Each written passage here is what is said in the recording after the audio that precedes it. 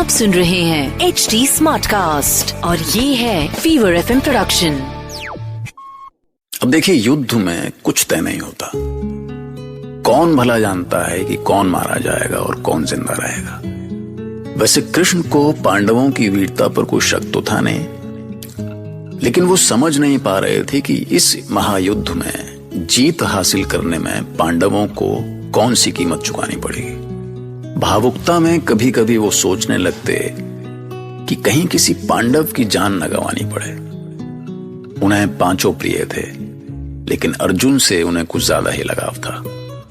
एक योद्धा, एक संबंधी और एक दोस्त। कई तरह से अर्जुन उन्हें प्रिय था, और उस अर्जुन की जान पर जो खतरा साफ दिखाई दे रहा था वो था कर्ण। वो कर्ण जो अर्जुन को मारने का प्रण कर बैठा था। कृष्ण अपनी बुआ कुंती को इशारों इशारों में ये बता आए थे कि वो कर्ण को अपने बड़े बेटे के रूप में अपना लें, लेकिन उन्हें कतई भरोसा नहीं था कि इससे बात बनेगी। तो ऐसे कई सवालों से जूझते हुए कृष्ण शांति का प्रस्ताव लिए कौरवों की सभा में खड़े थे। कौरव कुल के सबसे बड़े महारथी और बुजुर्ग भीष्म ने आसन से खड़े होकर उनका सम्मान किया। परंपरा के अनुसार दूत सम्मान का पात्र होता है वासुदेव। मैं आपसे निवेदन करता हूं, आप जो कहें सिंहासन पे आसीन होकर कहें। आप ज्येष्ठ हैं पितामह। मैं आपकी भावनाओं और हस्तिनापुर की महान परंपराओं का हृदय से सम्मान करता हूं, पर मैं अपनी बात खड़े होकर कहना चाहता हूं, क्योंकि ये मेरे द्वारका की परंपरा है। तो मैं सभी से क्षमा मांगते हुए अपनी बात आरंभ करता हूं। पितामह, आपको ज्ञात होगा कि इस समय कौरव कुल कैसे संकट में है, और यदि आसन्न युद्ध के इस संकट पर गंभीरता से विचार नहीं किया गया तो परिणाम भयावह होगा। पर इस युद्ध को टाला जा सकता है। कुरुकुल को विनाश से बचाया जा सकता है, यदि महाराज चाहे तो। मुझ पर संदेह न करें वासुदेव। मैं कभी नहीं चाहता कि कुरुकुल पर ऐसी कोई विपत्ति आए। मुझे आपकी भावनाओं का आभास है महाराज, पर दुख इस बात का है कि आप जो नहीं चाहते वही हो रहा है और आप विवश हैं। मैं तो बस यही चाहता हूं कि संसार इस महासंहार से बच जाए और सभी शांति और सद्भाव से जी सके। परंतु कैसे वासुदेव? दोनों पक्षों की कोई भी स्थिति आपसे छुपी नहीं है, इसलिए मेरा निवेदन है कि ऐसे में आप ही बताएं कि संधि कैसे हो सकती है। मैं कोई परामर्श देने तो नहीं आया हूं पितामह, और मैं स्वयं को इस योग्य भी नहीं समझता। मैं तो मात्र धर्मराज युधिष्ठिर का संदेश देने आया हूं। उनका कहना है कि जुए के खेल में छल हुआ और उनका सुख वैभव छीन लिया गया। फिर भी उन्होंने 13 वर्ष का वनवास इसलिए स्वीकार किया, ये सोचकर कि उसके बाद उनका राज्य नहीं तो कम से कम शांति से जीने के लिए 5 गांव तो मिलेंगे। यदि अब भी उनका अधिकार उन्हें वापस नहीं मिलता तो युद्ध का तांडव निश्चित है, पर उसे रोकना केवल और केवल पूज्य महाराज के हाथों में है। मैं इस सभा को वचन देता हूं कि यदि आप अपने पुत्रों को नियंत्रित कर ले महाराज, तो मैं स्वयं पांडवों को नियंत्रित करूंगा। अचानक सभा में सन्नाटा छा गया। धृतराष्ट्र कुछ नहीं बोल पा रहे थे। उन्हें तो पता था कि उनके बेटे बेलगाम घोड़े जैसे हैं। सभा की खामोशी भीष्म के गुरु महर्षि परशुराम को अखरने लगे, और वो खुद को रोक नहीं पाए। ये चुप्पी भयावह है धृतराष्ट्र। जो पक्ष सबल है और समर्थ है वो ही तुम्हारे अन्याय और अत्याचार से पीड़ित है, और वो तुमसे राज्य नहीं, स्नेह और सद्भाव मांग रहा है। सिर छुपाने के लिए केवल 5 गांव मांग रहा है, और तुम चुप हो। क्या ये तुम्हारी दुर्भावना नहीं है? नहीं महर्षि परशुराम, नहीं। मैं कृष्ण की महानता के आगे नतमस्तक हूं, किंतु महर्षि मैं कहें महाराज, स्पष्ट कहें। कहीं ऐसा ना हो कि ये आपका संकोच संसार का सबसे बड़ा संकट बन जाए। अब दुर्योधन को आप ही समझाए वासुदेव। मेरा पुत्र मेरी कोई बात सुनने के लिए तैयार नहीं है। वो मेरी आज्ञा मानता ही नहीं वासुदेव। मैं क्या करूं, आप ही बताएं। मैंने आज तक किसी सम्राट को इतना विवश नहीं देखा। हस्तिनापुर का महाराज ऐसा विवश क्यों है? कहां चली गई आपकी सारी शक्तियां? जिसकी सेना में महाबली भीष्म, आचार्य द्रोण, कृपाचार्य और अश्वत्थामा जैसे महान योद्धा हैं, वो इतना दुर्बल कैसे हो गया कि अपने अहंकारी पुत्र को अपने वश में न कर सके? मुझे दुख है महाराज कि कल ये संसार आपकी इस विवशता को विवशता नहीं, दुर्भावना कहेगा। आप पर लांछन लगेगा कि अपने पुत्र के समान आप भी नहीं चाहते थे कि पांडवों को उनका अधिकार मिले। नहीं वासुदेव, नहीं। ईश्वर के लिए ऐसा कहकर मुझे लज्जित ना करें। बस पिताश्री, बस। आप दुखी ना हो। आपको केशव की पक्षपात पूर्ण बातों से विचलित होने की कोई आवश्यकता नहीं है। इनके प्रश्नों के उत्तर मैं दूंगा, परंतु उससे पहले मैं पांडवों के शुभचिंतक केशव से पूछना चाहता हूं कि यदि युधिष्ठिर जुए में हारा तो इसमें मेरा क्या दोष था? पांडव अज्ञातवास में पहचान लिए गए तो उसमें मेरा क्या दोष था? और कुछ कहना है दुर्योधन?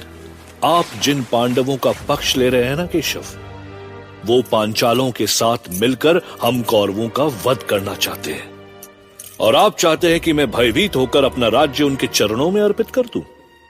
क्षत्रियों का धर्म युद्ध में प्राण देना है केशव, आपकी तरह डरकर भागना नहीं। अच्छा किया कौरव कुमार जो आपने मुझे क्षत्रिय धर्म का ज्ञान करा दिया, अन्यथा मेरा जीवन तो अधूरा रह जाता। मैं जानता हूं केशव, जानता हूं मैं कि मेरा सच आपको चुभ रहा है, पर सारी सभा ध्यान से सुन ले।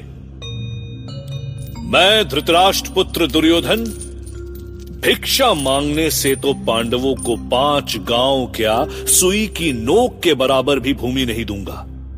कह दीजिए उन भिखारियों से कि वो आप जैसे शांति दूतों को हमारे सामने गिड़गिड़ाने के लिए भेजना बंद करके युद्ध की तैयारी करे, युद्ध की। अब जो भी निर्णय होगा युद्ध भूमि में ही होगा। सभासदों, मुझे अच्छा लगा कि कौरव कुमार ने अपना पक्ष रखा।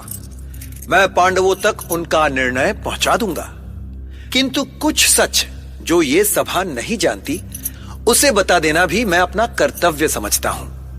हाँ, ये वही कुमार है जो इंद्रप्रस्थ में पांडवों की समृद्धि देखकर ईर्ष्या से इतने भर गए कि इन्होंने द्यूत क्रीड़ा का प्रपंच रच डाला। और ये वही कुमार है जिन्होंने पांचाली को भरी सभा में अपमानित किया। और आज सभा ये भी जान ले कि ये कुमार दुर्योधन, दुशासन और कर्ण का सौभाग्य है कि मैंने उसी समय इन तीनों के मस्तक सुदर्शन से काटकर पांचाली के चरणों में नहीं चढ़ा दिए। केशव, जिह्वा को लगाम दो दुर्योधन, अन्यथा आज ये सुदर्शन शांत नहीं रहेगा। तुम निर्लज्जता की सारी सीमाएं पार कर चुके हो, आंखें होते हुए भी अंधे हो तुम। यदि तुम क्षत्रिय धर्म की दुहाई देकर मृत्यु ही चाहते हो तो वो तुम्हें अवश्य मिलेगी। और याद रखो कि जो कुछ तुम पांडवों को जीते जी नहीं दे सकते वो उन्हें तुम युद्ध भूमि में दोगे। भैया दुर्योधन, यदि हम इस कृष्ण का संधि प्रस्ताव ठुकराते हैं तो पिताश्री और पितामही हमें बंदी बनाकर उन नीच पांडवों को सौंप देंगे। भले ही ये धरती पलट जाए दुशासन, पर मैं वो क्षण कभी नहीं आने दूंगा।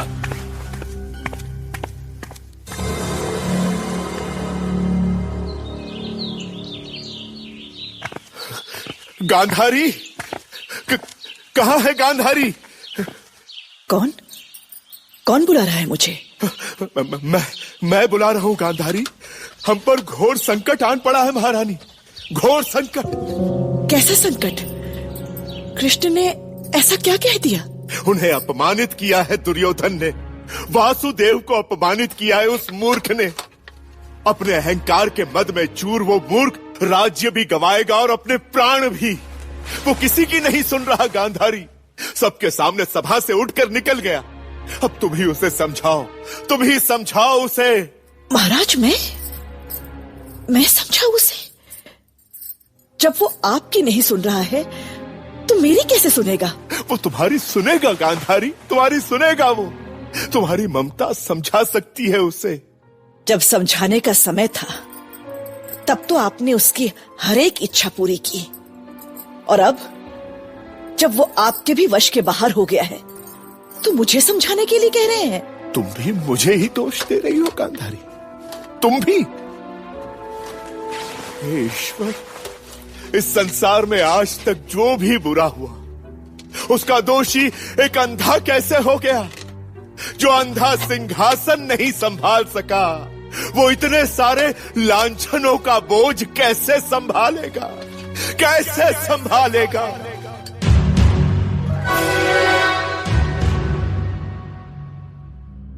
मैं उस केशव को बेड़ियों में जकड़ा हुआ देखना चाहता हूं मामा।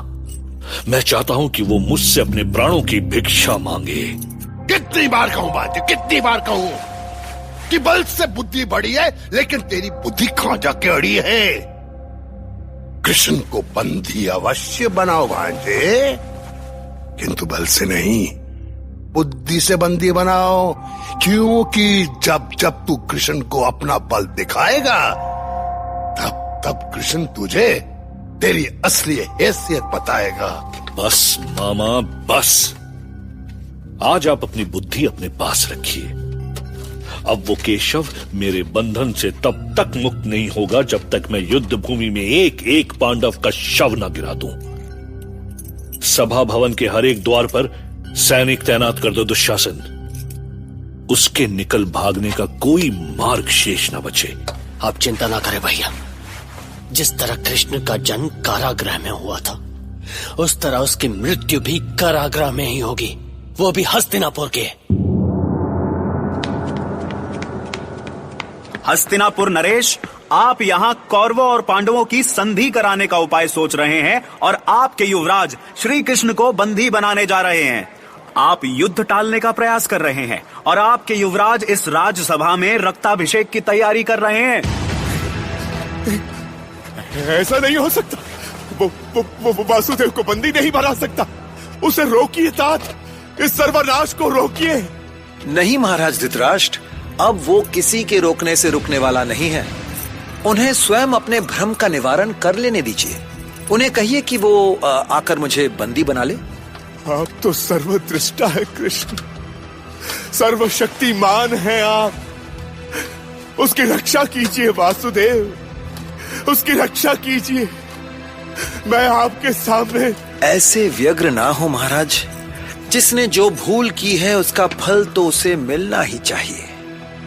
आ दुर्योधन, आ बांध मुझे, बढ़ा जंजीर, जकड़ ले मुझे अपनी बेड़ियों में।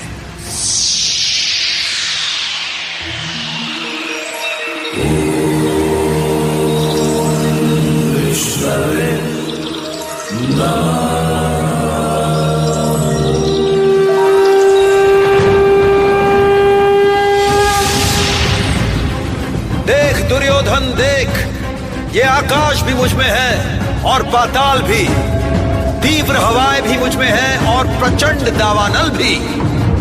आंखें खोल दुर्योधन, देख मुझसे ही सृष्टि का सृजन है और मुझसे ही सकल विध्वंस।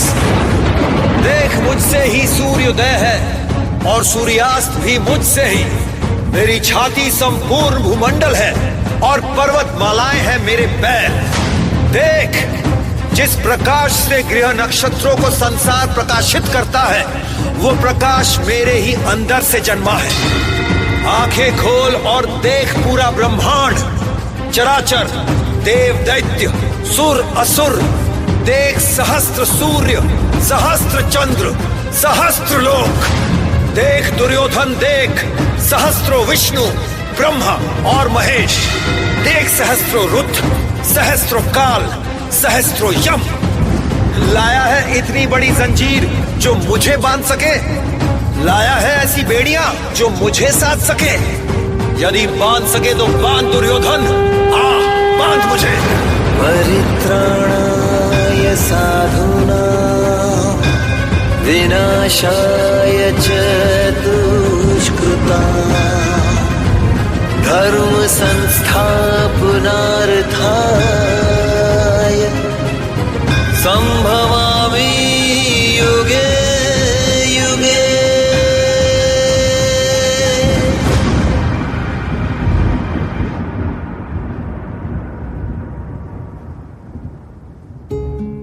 तो भाई साहब, भारी भरकम डरावने हथियारों से लैस कौरव कृष्ण का विराट रूप देखकर पत्थर बन गए। कोई अपनी जगह से हिल भी नहीं सका। दुर्योधन की सारी हेकड़ी चली गई। भीष्म, कृपाचार्य, द्रोणाचार्य जैसे महारथियों को अपनी आंखों पर भरोसा नहीं हो रहा था कि वो जो देख रहे हैं वो सच है। लेकिन हाँ भैया, सच तो सच है। दुर्योधन ने जिसे छोटा सा तालाब समझा था वो समंदर निकला। सुनते रहिए महाभारत।